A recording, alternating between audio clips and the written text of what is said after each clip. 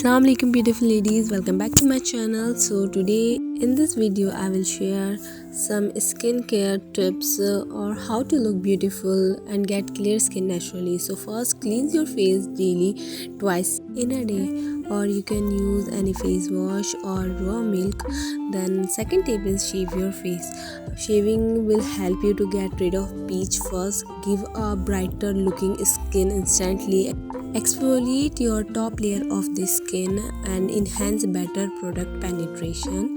So face your shave in a week. Then third tip is apply any homemade face mask. And if you want to know how to make this face mask, I have added the link of this face mask in the description box. You can check it, and this mask, it will give you a brighter skin instantly. Moisturizer on your skin, because moisturizer help to give you a radiant glowing skin.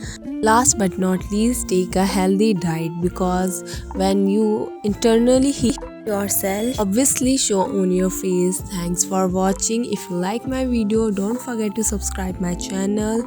Allah Hafiz.